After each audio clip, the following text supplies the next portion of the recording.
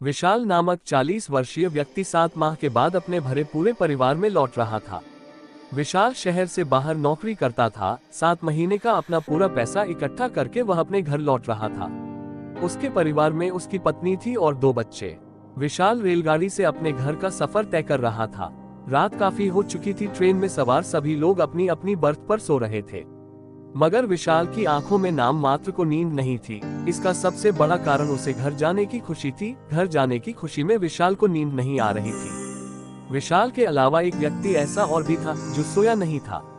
उसकी बर्थ के सामने वाली बर्थ पर ही वह व्यक्ति बैठा था।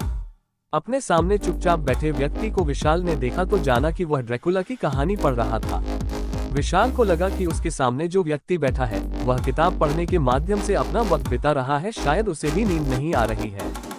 विशाल को लगा कि वह क्यों न अपने सामने बैठे व्यक्ति से बातचीत करने में अपना समय गुजारे। इसी इरादे के साथ विशाल ने उसे पुकारा, भाई साहब। किताब पढ़ रहे व्यक्ति ने उसकी आवाज को अनसुना सा करके उस पर कोई ध्यान नहीं दिया।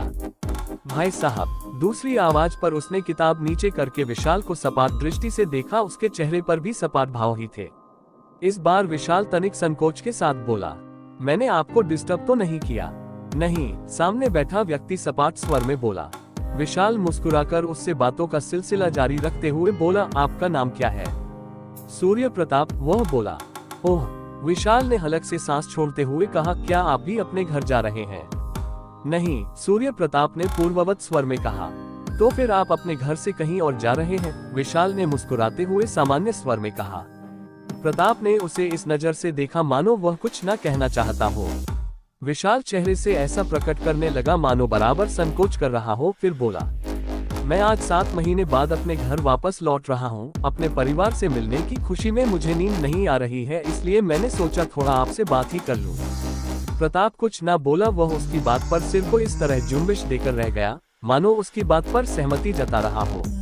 प्रताप के हाव भाव से साफ जाहिर था कि वह बात करने के मूड में बिल्कुल नहीं था। वह निरंतर जता रहा था कि जैसे उसे इस समय बात करना बिल्कुल अच्छा न लग रहा हो। मगर आज तो जैसे विशाल चुप रहने के मूड में बिल्कुल नहीं था। वह बातों को बढ़ावा देते हुए बोला, भाई साहब, क्या आप भूत प्रेतों पर विश्वास करते हैं? हाँ, प्रताप अपने छोटे से उत्तर में बात को पूरा किया। मगर कैसे? विशाल बोला, क्या आपने कभी किसी भूत या प्रेत को अपनी आंखों से देखा है?